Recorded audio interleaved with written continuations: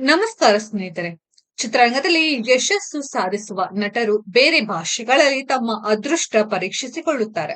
ಆದರೆ ಪ್ರತಿಯೊಂದು ಕ್ಷೇತ್ರದಲ್ಲೂ ಕೆಲವರು ಮಾತ್ರ ಯಶಸ್ವಿಯಾಗ್ತಾರೆ. ಅಂತಹವರಲ್ಲಿ ಒಬ್ಬ ಹಿರಿಯ ತೆಲುಗು ನಾಯಕಿ ಇದ್ದಾರೆ. ಅವರು ಎನ್ಟಿಆರ್ ಮತ್ತು ಎನ್ಎನ್ಆರ್ ಅವರಂತಹ ಲೆಜೆಂಡ್ ನಾಯಕರೊಂದಿಗೆ ನಟಿಸುತ್ತಾರೆ. ನಂತರ ಅವರು ಟಾಲಿವುಡ್ಗೆ ಹೋದ್ರು ಮತ್ತು ಅಲ್ಲಿಯೂ ಯಶಸ್ವಿಯಾದ್ರು. ಅವರು ಬೇರೆ ಯಾರೂ ಅಲ್ಲ, ಜಯಪ್ರದಾ.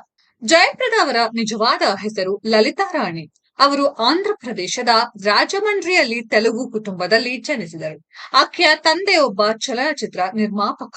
ಅವರು ವೈದ್ಯೆಯಾಗಬೇಕೆಂದು ಬಯಸಿದ್ದರು. ಆದರೆ ಶಾಲಾ ವಾರ್ಷಿಕೋತ್ಸವದಲ್ಲಿ ಅವರ ನೃತ್ಯ ಪ್ರದರ್ಶನವನ್ನು ನೋಡಿದ ನಿರ್ದೇಶಕರೊಬ್ಬರು ತೆಲುಗು ಚಿತ್ರ ಭೂಮಿ ಕೋಸಂ ನಲ್ಲಿ 3 ನಿಮಿಷಗಳ ನೃತ್ಯ ಪಾತ್ರವನ್ನ ಅವರಿಗೆ ನೀಡಿದ್ರು. ಹೀಗಾಗಿ ಅವರು ಬೆಳ್ಳಿ ತೆರೆಗೆ ಪರಿಚಯಿಸಲ್ಪಟ್ಟರು ಮತ್ತು ಚಿತ್ರರಂಗವನ್ನ ಆಳಿದರು. ಮೊದಲ ಚಿತ್ರಕ್ಕೆ ಆಕೆಯ ಸಂಭಾವನೆ ಕೇವಲ ರು.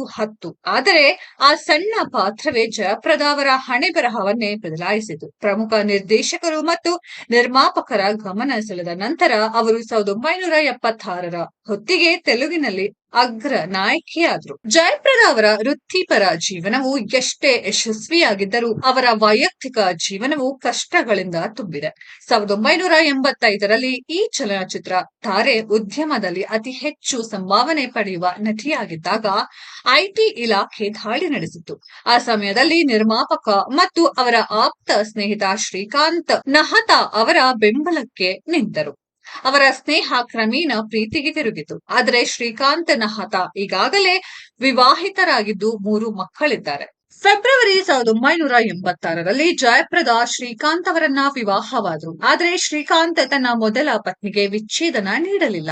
ಇದಲ್ಲದೆ ಅವನು ಅವಳೊಂದಿಗೆ ವಾಸಿಸುತ್ತಿರುವಾಗ ಮತ್ತೊಂದು ಮಗುವಿನ ತಂದೆಯಾದನು. ಇದು ಇಬ್ಬರ ನಡುವಿನ ಅಂತರವನ್ನ ಬಹಳವಾಗಿ ಹೆಚ್ಚಿಸಿದೆ. ಕೊನೆಗೆ ಅವರು ಬೇರ್ಪಟ್ಟರು. ಅಧಿಕೃತವಾಗಿ ವಿವಾಹವಾದರೂ ಜಯಪ್ರದಾ ಒಂಟಿಯಾಗಿಯೇ ಇದ್ದರು. ನಂತರ ಚಂದ್ರಬಾಬು ಅವರೊಂದಿಗಿನ ಭಿನ್ನಾಭಿಪ್ರಾಯಗಳಿಂದಾಗಿ ಅವರು ಟಿಡಿಪಿಗೆ ರಾಜೀನಾಮೆ ನೀಡಿ ಸಮಾಜವಾದಿ ಪಕ್ಷವನ್ನ ಸೇರಿದ್ರು. ಅವರು 2004 ಮತ್ತು 2009ರಲ್ಲಿ ಉತ್ತರ ಪ್ರದೇಶದ ರಾಂಪುರದಿಂದ ಸಂಸದೆಯಾಗಿ ಗೆದ್ದರು. ಆದರೆ ಅವರ ರಾಜಕೀಯ ಪ್ರಯಾಣವು ಸಂಘರ್ಷಗಳಿಂದ ಕೂಡಿತ್ತು. ಸ್ನೇಹಿತರೆ, ಈಕೆಯ ಬಗ್ಗೆ ನಿಮ್ಮ ಅನಿಸಿಕೆಯನ್ನ ಕಾಮೆಂಟ್ ಬಾಕ್ಸ್ ಅಲ್ಲಿ ಕಾಮೆಂಟ್ ಮಾಡಿ. ಈ ವಿಡಿಯೋ ಇಷ್ಟ ಆಗಿದ್ರೆ ಲೈಕ್ ಮಾಡಿ, ಶೇರ್ ಮಾಡಿ, ಚಾನೆಲ್ ನ ಸಬ್ಸ್ಕ್ರೈಬ್ ಮಾಡಿ, ಪಕ್ಕದಲ್ಲಿ ಇರೋ ಬೆಲ್ ಐಕಾನ್ ನ ಹಿಟ್ ಮಾಡಿ. ಮುಂದಿನ ವಿಡಿಯೋದಲ್ಲಿ ಭೇಟಿಯಾಗೋಣ. ಧನ್ಯವಾದಗಳು.